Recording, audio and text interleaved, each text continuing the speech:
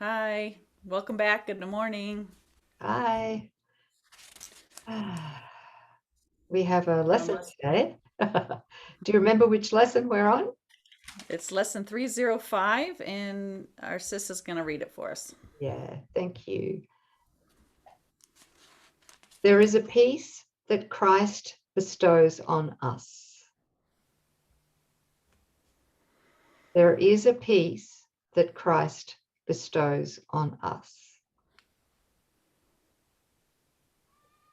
Who uses but Christ's vision finds a peace so deep and quiet, undisturbable and wholly changeless, that the world contains no counterpart.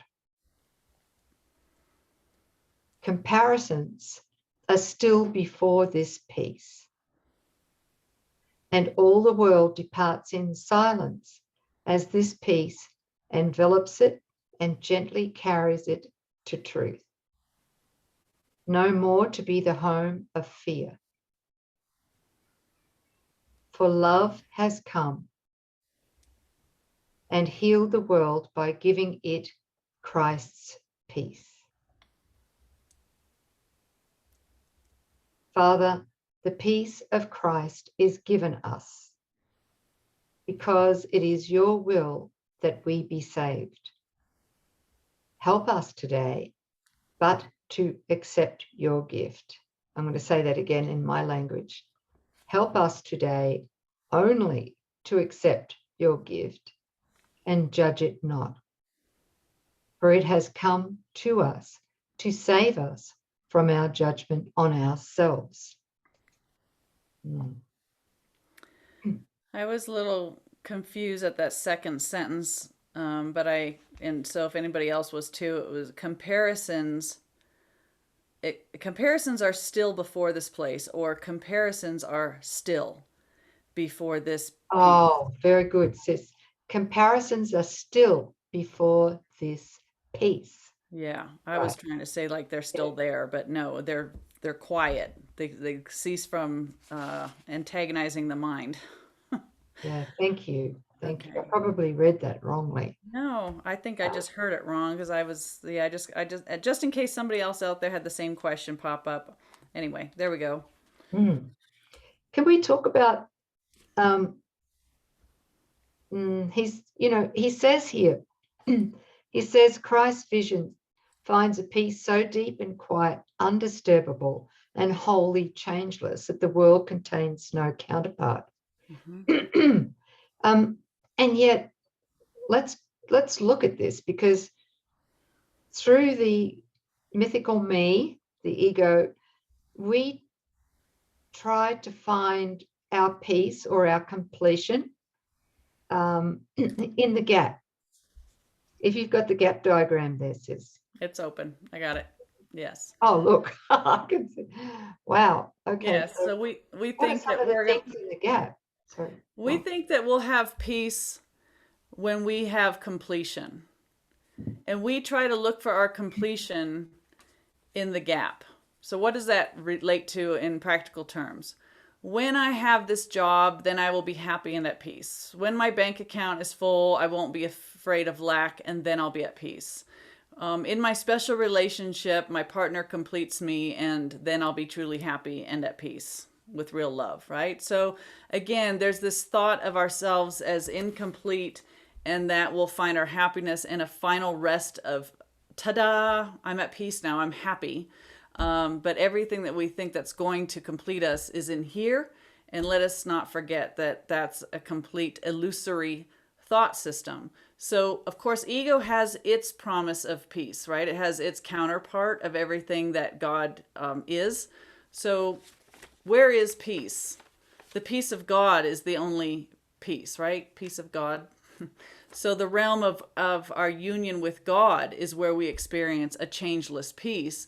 Ego tries to sell us, oh, no, I've got a peace also, but you've got to do X, Y, and Z to get it. Hence the seek and don't find. Yeah. So we need to see its counterpart, the lie about the ego's definition of peace. So there's absolutely no peace in the gap, no I've real not found peace. it.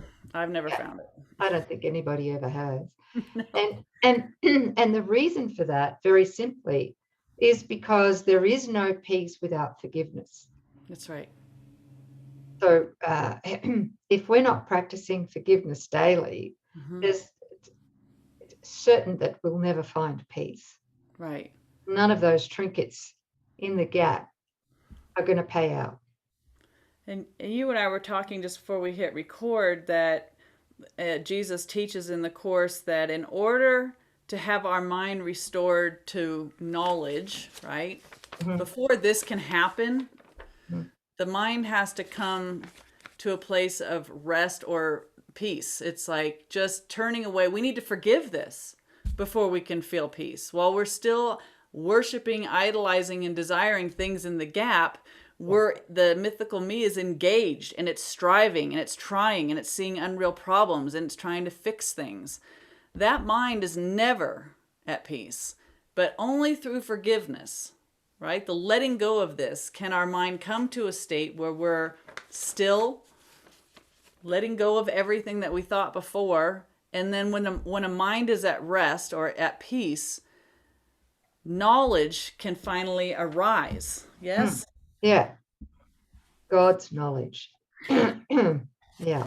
So this one that I was showing you guys before, remember, this is what we are, or the mind of God that we share, Christ's mind. This is the circle of fear that we've imposed over it to forget what we are. Of course, it's the opposite of the mind of God. So we're walking around like this. This is our mind, and this is who we think we are. And we're having a hell of a time looking out on false symbols in an unreal world. So before we can do anything at all, it's, we forgive this. This guy becomes still. And in a moment of peace, that's when this can occur. Okay? Peace cannot arise and find its place while there's confusion, chaos, conflict, doing, problem solving, right? Yeah. So peace allows this to occur. Mind is knowledge arises in our awareness, right? And then that takes over mythical me for a while. Yeah, and the reflection of that knowledge here in the dream is Holy Spirit's very clear guidance for us. Yes. It's divine inspiration. And, when we're in the flow and we really can't even imagine falling back into the ego again. Right. Yeah. That's it. Yeah.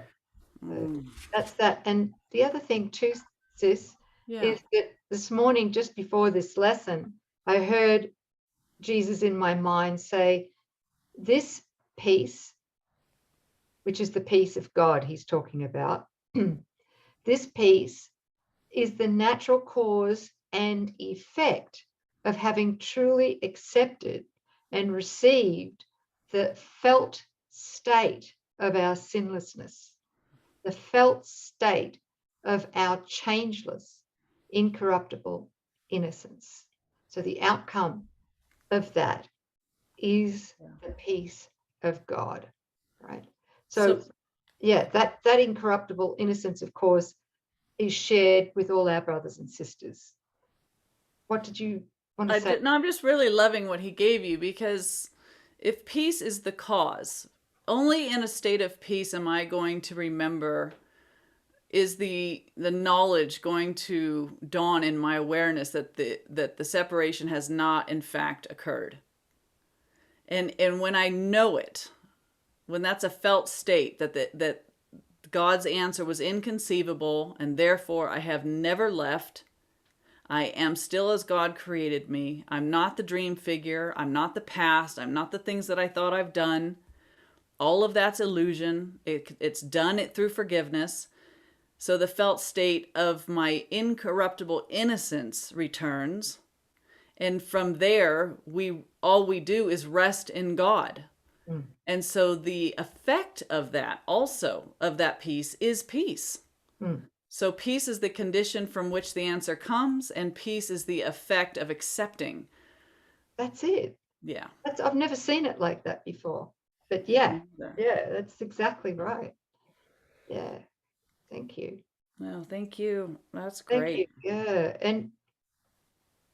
And the other thing that and I've had this experience very strongly is that when we truly drop in to recognize and receive, meaning to accept that the peace of God, what we're doing is we're accepting that we are the peace of God in that moment.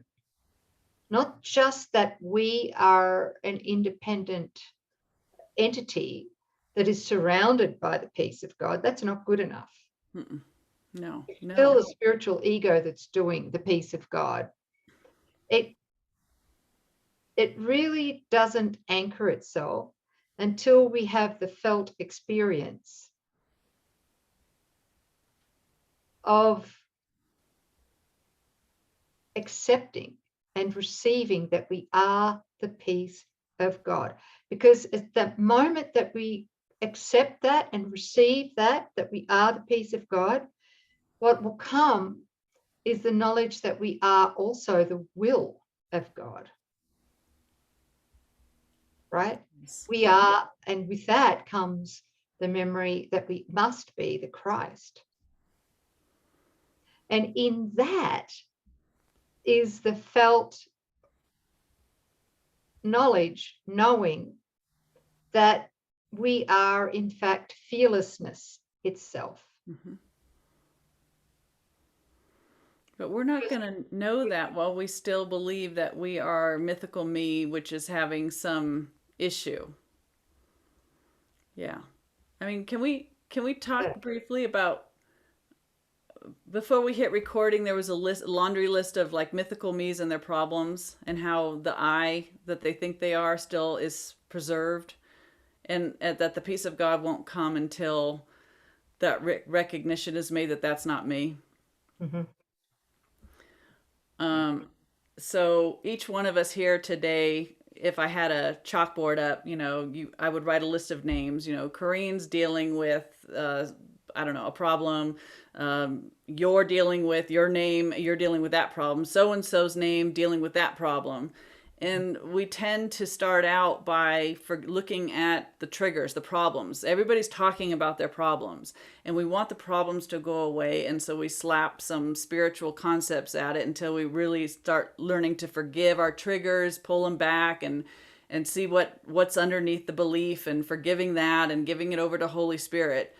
But still, imagine there's a list of those names and their problems. It's like, eventually we come to that place of coming up to the board and erasing the list of all the problems, because all those problems, they're all different, but they all serve the same thing, which is to make the first lie that there's an I named Bill, an I named Karen, an I named Lisa, an I named John, right? That's what all those problems serve. The problems weren't real, but they were there to protect the first lie that there could be an I apart from God and its creation. And so experiences problems.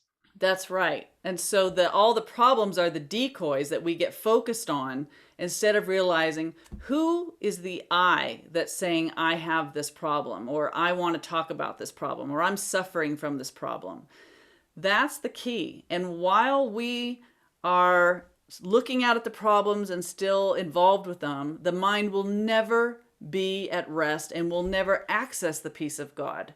No. It's looking back and saying the I that thinks it has a problem is the subject of Jesus says you only have one problem, and it's that you think that you're separate. You think you're that I. He goes, that's your only problem. Forgive that. Now you have access. When you forgive the idea of mythical me as being what you are, now you are able to receive the peace of God. That's the scouring out of the mind, emptying out even all the problems, the past, all those things that we think we wanted, down to the sense of myself as a separate person. Now the peace can come, because this mind is not gnawing on the false self and its problems, right? So I guess we're just pointing to take it all the way back. Don't just stop at healing the problems and trying to have a better mythical me experience, but really forgiving the idea that you are as you could never be. Yeah, thank you, sis. Because when we genuinely fall into, that's what it feels like, Mm-hmm. when we fall into the peace of God, we surrender mythical me to fall into that peace of God. Yeah. Every prayer is answered there. Mm-hmm. Every prayer is answered there. It's a shift in identity. Yes. Okay. You Yes. cannot see, mythical me cannot accept the peace of God. No. Right? So when we access the peace of God, which is the will of God, every prayer is answered there. And it's a fearless state because we've accepted our own incorruptible innocence, and it's changeless, it's eternal, it's uninterrupted. That's the truth, right? But when we switch back, when we choose to switch back to mythical me Mm-hmm. in our mind, we lose it. We lose that peace. Yeah, because we're here and we're just electing. I'm Coreen and I have this problem. I'm Coreen, I'm having this problem, and I want to forgive this problem. And the ego goes, okay, you can do that, but as long as you're still Coreen forgiving a problem. And now we're looking at, well, what is Coreen? Coreen is the offshoot of the ego thought system. So I don't have to worry about Coreen and the world that that figure's seeing. I need to address the mind that gave rise to Coreen, right? This is what needs to be really forgiven. And so we're toggling between we're with the Holy Spirit, we're in the flow and we're letting our decisions be made by Holy Spirit. And then our senses perceive something and we lock into it and we're back into the old thought system.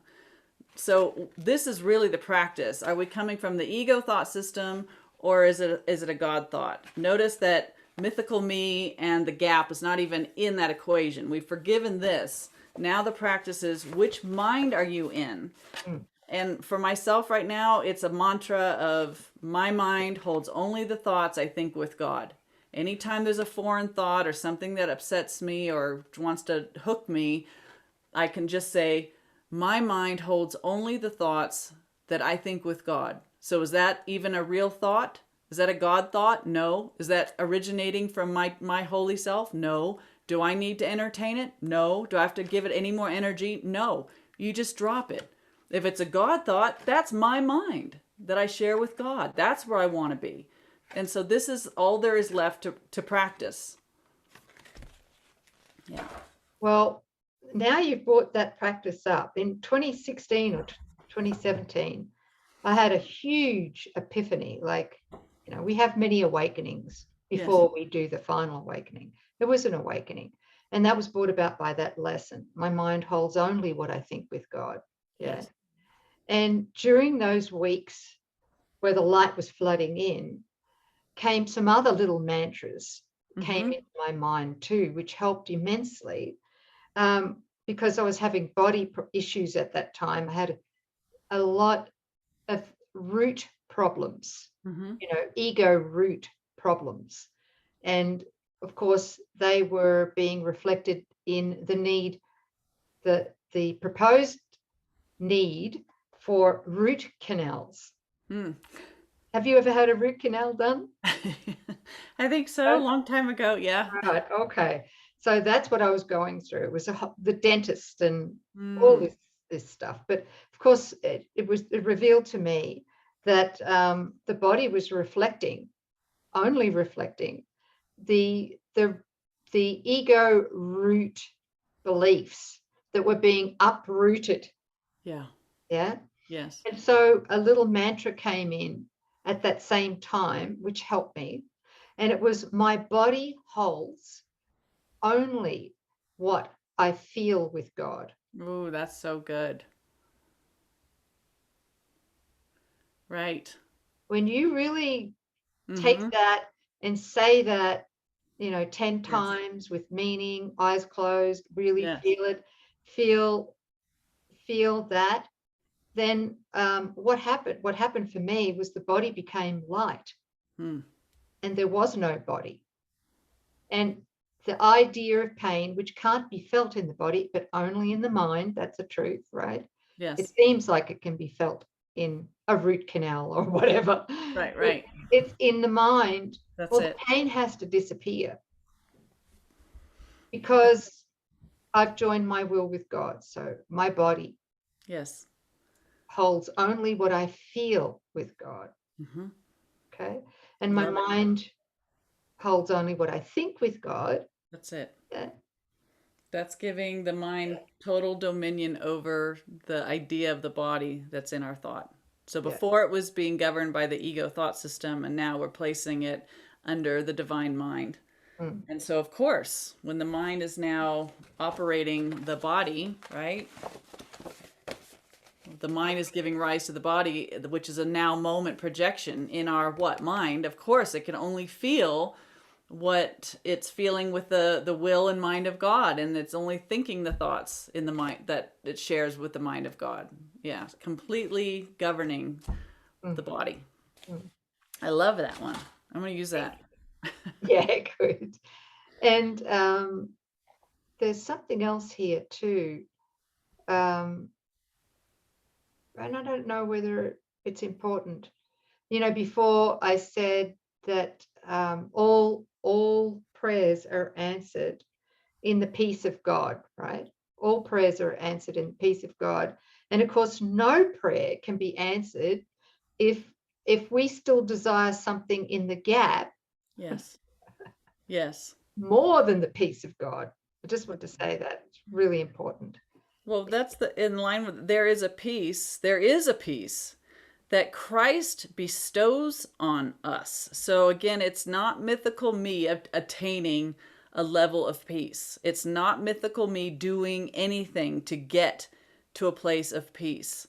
It is only in the total surrender of mythical me and its gap Mm. that Christ bestows on us. And what does that mean? That's when the truth dawns in our mind. That's when peace is bestowed. Bestowing is to, place upon.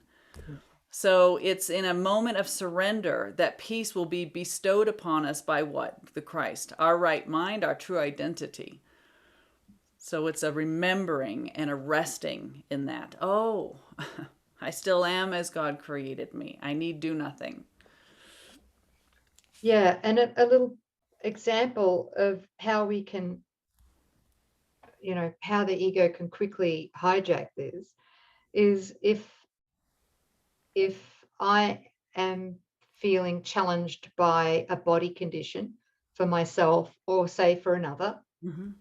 and if I look at my priorities, I want the condition or the disease or whatever it might be healed Mm-hmm. more than I want the peace of God. That's right. It ain't going to happen. Mm-mm. Right. No.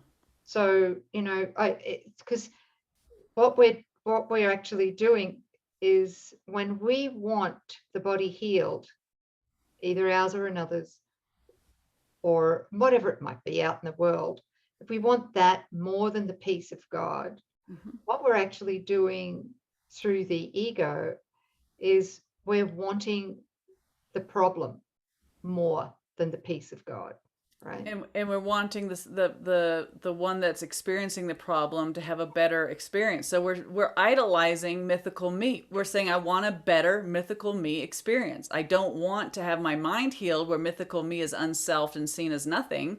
I want to keep the self and have a healing. That's Yeah. not going to happen because It's real not- healing is the unselfing in the recognition of what you are. Yeah. So if I'm still concerned and that hasn't been properly forgiven, Mm-hmm. truly forgiven, then it's going to be that I want to keep the fear or my Yeah. concern more than I want the peace of God, right? Right. So healing can't take place. It just cannot take place Mm-hmm. while I prioritize my fear, right? Yes. Yes. That's That's it. it. Yeah. Thank you. That's so Yeah. huge. Yeah. Who knew that that was going to unpack so much? But this is so big, if peace is the condition to knowledge, that's isn't there a workbook? The peace of God is all I want. Yes, very good, sis. 185. Thank you. Wow, where'd that come from? Wow, well done, sis. Hello. Good. Yeah, that's Good. excellent. Somebody Yeah. alive in my mind. So this is this is a huge topic, big subject, necessary. Yes. Okay. And we do have a blog, believe it or not, and I remembered. And the blog is, and we have mentioned this before a few times in other lessons, but the blog is called The Missing Piece. Yeah. But catchy title. Yeah, The Missing Piece, and it's just going to be below the video here. Yeah, directly below. Yeah. The Missing Piece, recommended blog. I've been reading some of your recent blogs that you've mentioned here, and I'm finding that I'm not in the same place that I was when I read the blog the first time, and it's just yeah, it's so good. Like the pillars of truth and love, I'm like, oh God, they always speak to us right where we're at, so you can't read them enough, and you can't read the course enough, and yeah, they change as you change, but it's so beautiful. Thank you, sis. I should read them again then. I was thinking to offer something like that after we're all done. That would be a great way to hold on to the family, to go back in the list of resources and do a blog study or something. Wouldn't that be wonderful? I think so. That would be fun. I would enjoy that. Once a week for an hour and a half, and yeah, something. Just unpack these blogs together. Yeah, that would be family. Great. Yeah. Yeah. Anybody interested? If you're interested. Yeah, a couple people. Yep. Yeah. I think that would be great. Anyway, just a thought, but I just wanted to thank you again for your blogs. Yep. Yeah, thank you. Thank the Christ. Yes, I am. Because the mythical Nouk had nothing to do with it. No, I know, but you're the Christ that you are is just your function is amazing. Thank you. Thank you. The Christ that we are. Yes. Yeah. Yep. Thank you. One mind waking up. All of us part of that one. Yeah. So good. All right. That was lesson 305, everybody. We will gratefully see you next time. Yes. Yes. See you in the morning. See you in the morning. Bye.